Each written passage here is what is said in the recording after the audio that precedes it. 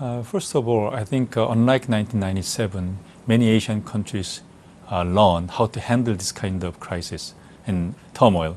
Especially they learn how to use flexible exchange rate, not to waste foreign reserves, and also they understand that how to regulate the bank more safely. And more than anything else, if you just look at their short-term liability versus foreign exchange rate, exchange levels, reserves, they have a much larger foreign reserves to cover these problems. So at this moment, it's not just for the liquidity problem, and many investors are worrying about whether their long-term growth momentum will continue. So in some sense, they probably have to take this as a warning that the structural reform is more essential to even stabilize the short-term market, but it's not the liquidity problem like 1997.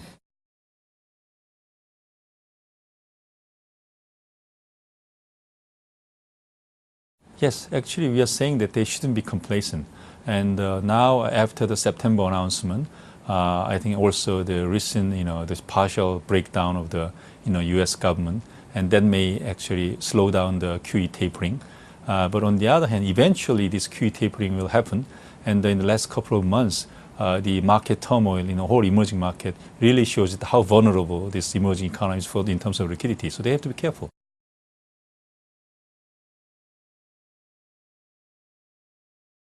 No, I think when the U.S. really start to, this tapering, and I really hope that they can solve this debt ceiling issue. So even assuming away debt problems, when U.S. economy recovery is forming, so tapering will happen, interest will go up, and capital outflow, in some sense, will gradually start to move out from some of the Asian economies.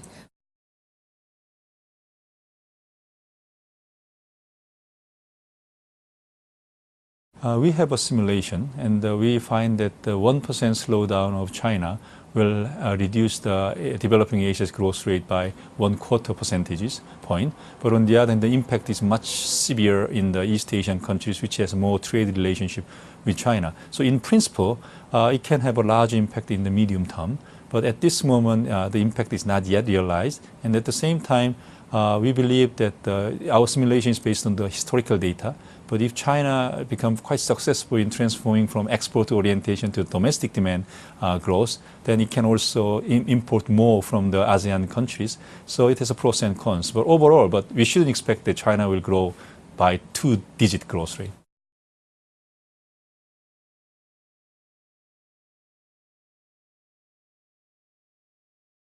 That really depends on the Indian government's policy reaction because, India is a very closed economy. Actually, if you're just thinking about why they have a current account deficit, and their gold import is as big, almost half of their current account deficit. So it's not a liquidity issue.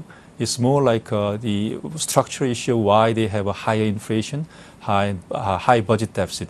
So as long as Indian government address this structural issue, I don't think they will have any problem like 1991 because they have a large foreign reserves. But if they do not address this issue, then people will keep on importing gold. And if they delay the infrastructure project and the reform is delayed, then I think this problem can be serious.